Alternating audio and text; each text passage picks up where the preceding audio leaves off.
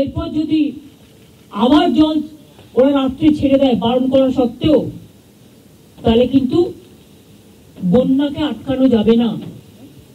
এমনিতেই গঙ্গাগুলো, আমাদের নদীগুলো ওভারফ্লো, ড্যামগুলো ওভারফ্লো ছিল, তার মধ্যে এই জলে। সময় 16 তারিখ রাত, স্থান কালীঘাট, মুখ্যমন্ত্রীর বাড়ি। বন্যার কথা বললেন মুখ্যমন্ত্রী, একদম ঠিক কথা বললেন। জেলার পর জেলা ভাসছে, বাঁধ ভাঙছে, দেশলাইয়ের বাক্সের মতো পাকা বাড়ি জলের তোরে ভেসে যাচ্ছে। অসহায় মানুষ হাহাকার করছেন। আজ TV9 স্পেশালে সেই দুর্ভোগের ছবি আপনাদের সামনে দেখাতেই হচ্ছে। ঠিক যেমন তিলোত্তমা খুন ধর্ষণের ঘটনার যাবতীয় তথ্য সবার আগে আমরা দেখিয়েছি। 35 দিনের লাগাতার জুনিয়র চিকিৎসকদের আন্দোলনের ছবি, প্রতি মুহূর্তের ছবি আপনাদের দেখিয়েছি। সাধারণ মানুষের স্বতঃস্ফূর্ত প্রতিবাদের ছবি আপনাদের দেখিয়েছি আমরা। আসলে আমরা সব সময় মানুষের পাশেই থাকি, মানুষের কথাই তো বলে TV9 বাংলা। তাই আজ দুর্ভোগের ছবি, দুর্গতির ছবি। প্রশ্ন হলো, ফি বছর এই ছবি কেন দেখতে হবে? সব দোষ কি ডিভিসির? প্রশাসন কেন কোনো স্থায়ী সমাধান করতে পারে না? উত্তর খুঁজবো আমরা। তবে শুরুতেই দেখাই পুজোর ঠিক আগে বানভাসী বাংলার ছবি।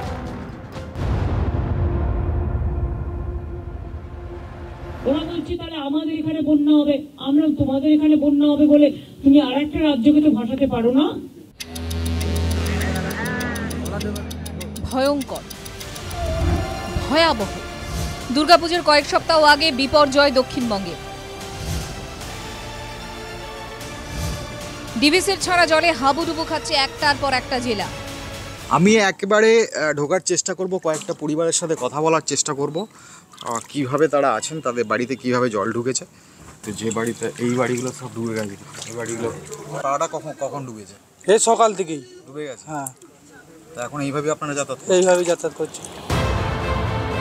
ব্যারেজের প্রবল জলস্রোতের সামনে মুন্ডেশ্বরী, দ্বারকেশ্বর, দামোদর বা কেলেঘাইয়ের উপর বাঁধের অবস্থা বালির বাঁধের মতো। একটার পর একটা বাঁধ ভেসে গেছে। তার ফলে জেলায় জেলায় বাঁধ ভাঙা জল। সেই জলের তোরের সামনে একটার পর একটা জনপদ প্লাবিত, অবস্থা বিচ্ছিন্ন দ্বীপের মতো। জল কোথাও গলা সমান, কোথাও আরও বেশি। হুগলির আরামবাগ মহকুমার বড় অংশের মাটির বাড়ি আর আস্ত নেই। একতলা বাড়িও জলের তলায়। এক কাপড়ে বাড়ি ছেড়ে বেরোনো হাজার হাজার মানুষ বুঝে উঠতে পারছেন না কোথায় থাকবেন, কি খাবেন। শুকনো খাবার, জল কিছুই আসছে না। একটু উপকার হয়, একটু সাহায্য করলে উপকার হয়। আরও ভেতরে যাদের বাড়ি আছে, তার বয়স্ক সব আছে, সব না খেয়েই সবাই আছে। জল, একটু খাবার, এই যে আমরা আনতেই পাচ্ছি না যে বাঁধে। না না না না না।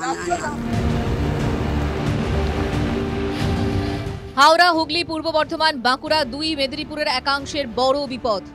ইতিমধ্যেই ছাড়া জলে বন্যা পরিস্থিতি অনিবার্য হয়ে পড়েছে। যে ভাসছে খানাকুল, যে বাড়িগুলো আছে সমস্ত বাড়িতেই জল ঢুকে গেছে। একতলা বাড়ি সব জলের তলায়। খানাকুলের ইতিমধ্যে 16টা গ্রাম পঞ্চায়েত জলের তলায়। পঞ্চায়েত অফিসগুলোতে যে আশ্রয় নেবে, পঞ্চায়েত অফিসগুলোও একতলা সমান জল হয়ে গেছে। পুরো পরিস্থিতি খুবই খারাপ। কাদিপুর ভেঙে গেছে, হু হু করে জল ঢুকছে, মানে বেকার হারে জল ঢুকছে, সে দেখার সিন নয় এমন অবস্থা। বিশাল ভয়ঙ্কর পরিস্থিতি। পুটল, ধান, পান, রাস্তাঘাট, এমনকি বিদ্যুতের পিলার অবধি পড়ে গেছে। প্রচুর মানুষ, প্রচুর পরিবার জলবন্দী অবস্থায় আছে।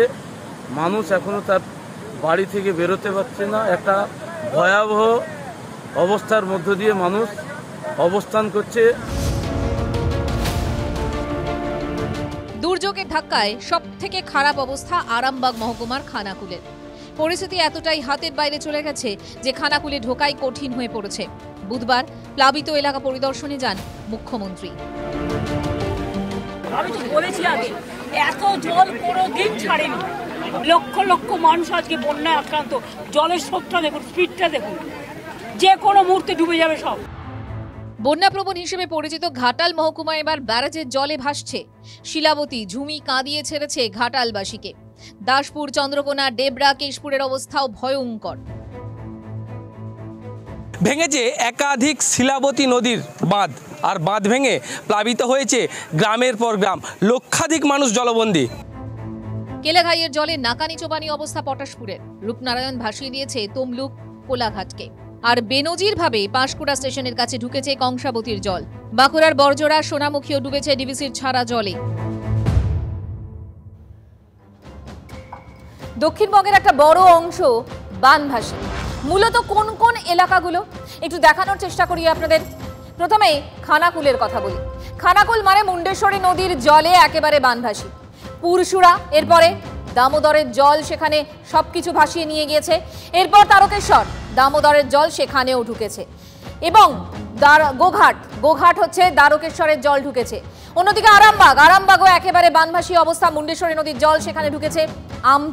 আমতাতেও কিন্তু দামোদরের জল ঢুকেছে। আবার উদয় নারায়ণপুরেও, এমনকি বরজোড়া সেখানেও দামোদরের জল ঢুকেছে। সোনামুখী সেখানেও একই অবস্থা। অন্যদিকে শিলাবতী নদীর জল ঢুকে পুরো একেবারে প্লাবনের সৃষ্টি হয়েছে চন্দ্রকোনা এলাকায়। ঝুমি আর শিলাবতীর জলে ভাসছে ঘাটাল এলাকা। দাসপুরে রূপনারায়ণের জল ভাসিয়ে নিয়ে গেছে সবকিছু। কংসাবতীর জল ভাসিয়ে নিয়ে গেছে ডেবরা এলাকা। কংসাবতীর জলে ভাসছে কেশপুরও, পটাশপুর, কেলেঘাই, সেখানে কেলেঘাই নদীর জল ঢুকেছে। কংসাবতীর জলে আরও একবার ভেসে গেছে পাঁশকুড়া। রূপনারায়ণের জলে তমলুক ভাসছে, রূপনারায়ণের জলে ভাসছে কোলাঘাটও। পুজো আসলে ওদের যেন আনন্দের বিসর্জন হয়, ঠিক বাড়ি ছাড়া হতে হবে। কেন? ডিভিসি ছাড়লেই ডুবতে হবে প্রতি বছর। এক রাশ বিরক্তি নিয়ে প্রশ্নগুলো করছেন প্লাবন পীড়িত এলাকার বাসিন্দারা। তারা বুঝে উঠতে পারছেন না কেন ঠিকমতো বাঁধ মেরামতি হয় না। বাড়িতে জল ঢুকেছে, খাবার নেই, পানীয় জলটুকুও নেই, তখন প্রশাসনেরও দেখা নেই। এমনই অভিযোগ জেলায় জেলায়। আমাদের এক গলা জল দিয়ে বেড়াতে হচ্ছে, প্রত্যেক বছরই তো আমাদের এইরকম প্রবলেম।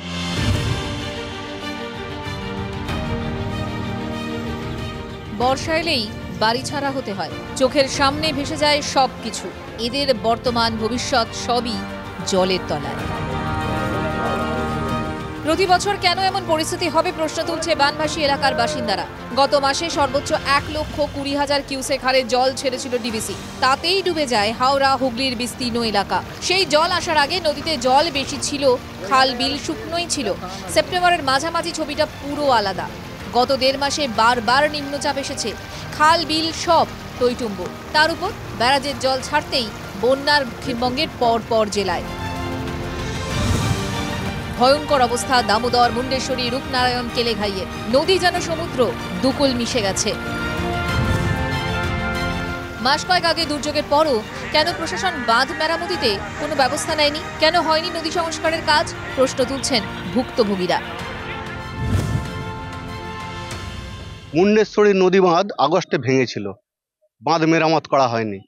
কেন নদীগুলি সংস্কার করা হবে না? কেন প্রতি বছর মানুষকে হাবুডুবু খেতে হবে? কেন বন্যায় ঘরবাড়ি নষ্ট হবে? প্রশ্ন কিন্তু অনেক। নদীপাড়ের বাসিন্দাদের অভিযোগ, বাঁধ মেরামতি নিয়ে প্রশাসনের তরফে অনেক কিছু বলা হলেও কাজের কাজ যে কিছুই হয় না তা দেখিয়ে দিচ্ছে এই পরিস্থিতি।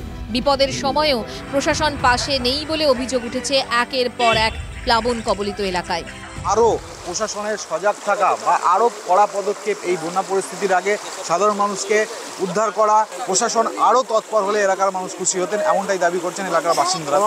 গাড়ি নিয়ে আসছেন আর দেখে চলে যাচ্ছেন। মানুষজন যেরকম বিপদের মধ্যে পড়েছে বা চাষের ফসল সব ডুবে গেছে, কোনো টিপ নিচ্ছে না প্রশাসন। বাঁকুড়ার সোনামুখীতে অবশ্য শেষ মুহূর্তে বাঁধ মেরামতি শুরু হয়েছিল, তাতে অবশ্য শেষ রক্ষা হয়নি। পার উপচে জল ঢুকে প্লাবিত সোনামুখী ব্লকের একাধিক গ্রাম। জলস্তর বাড়তে থাকায় রাতেই গ্রাম ছাড়তে শুরু করেন বাসিন্দারা। কন্ট্রোল রুম নাম্বার সেখানেও আমরা জানিয়েছিলাম, কিন্তু সেখান থেকে আমাদের কোনো আশ্বাস দিয়েছিল, কিন্তু তারপরে কোনো রকম তাদের দেখা পাইনি। আমরা খুব অসহায়ের মধ্যে আছি। আমাদের ঘর বাড়ি অনেকাংশে ভেঙে পড়েছে এবং আমরা পানীয় জলটুকু, খাবার সব কিছুই পাচ্ছি না। ভারতে আমার এক বুক জল, খাওয়া দাওয়া, তারপরে পুটল সবই তো চলে গেল। কি করব, কি খাবো, কি করব, সেটাই এখন চিন্তা। কিছু হোক না হোক ঘাটালবাসীকে আগে থেকে নৌকা তৈরি রাখতে হয়, এই বুঝি বাড়ি ছাড়তে হলো। এবছরও সেই এক লজ্জা, এক ছবি। ইতিমধ্যে সেই জলবন্দী এলাকার মানুষজনেরা তারা কিন্তু প্রশাসনের বিরুদ্ধে একটা ক্ষোভ তুলছেন। তারা বলছেন একাধিক জায়গায় বিদ্যুৎ নেই, পানীয় জলের ব্যবস্থা নেই। যাতায়াতের ব্যবস্থা। এক কথায় এই জলবন্দি এলাকার মানুষের যাতায়াতের একমাত্র উপায় ডিঙি বা নৌকো। আমরা এই তো নৌকার ব্যবস্থা করে, এই তো ছোট ছোট ডঙা। কি সমস্যা হচ্ছে? সমস্যা বলতে আমাদের জলের খুব সমস্যা হচ্ছে, জল পাচ্ছি না, সব তো ডুবে গেছে। বছর বছর কেন দুর্যোগের জন্য ভিটে ছাড়া হতে হবে? কেন হাবুডুবু খেতে হবে? কেন বাঁধ মেরামতি আগে ভাগে হবে না? কেন হয় না নদী সংস্কার? নদী পাড়ের বাসিন্দাদের এসব প্রশ্নের উত্তর দেওয়ার কেউ কি আদৌ আর আছে?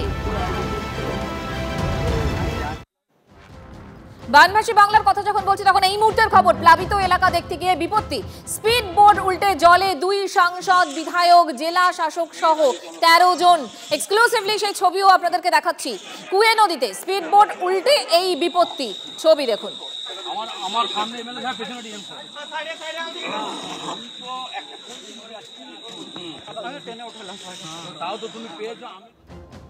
একটা কথা পরিষ্কার, আবার বান, আবার রাজ্য সরকারের নন্দঘোষ সেই ডিভিসি।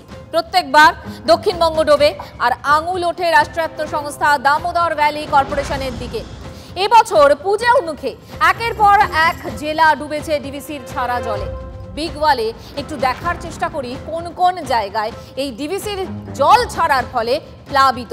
দেখাই আপনাদের কোন কোন এলাকা, মূলত বরজোড়া, তারপর সোনামুখী, পাত্রসায়র, ইন্দাস, জামালপুর, পুরসুরা, খানাকুল, আমতা, উদয়নারায়ণপুর।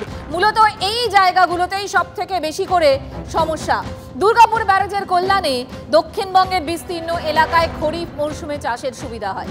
পানীয় জলের যোগান দেয় এই ব্যারাজ। তবে বর্ষা এলে দুর্গাপুর ব্যারেজের উপর চাপ পড়ে, জল ছাড়তে বাধ্য হয় ব্যারেজ কর্তৃপক্ষ। কিন্তু কেন এই পরিস্থিতি? কেন বারবার দক্ষিণ দামোদর ভেসে যাচ্ছে? দুর্গাপুর ব্যারেজ থেকে আমাদের গ্রাউন্ড রিপোর্ট।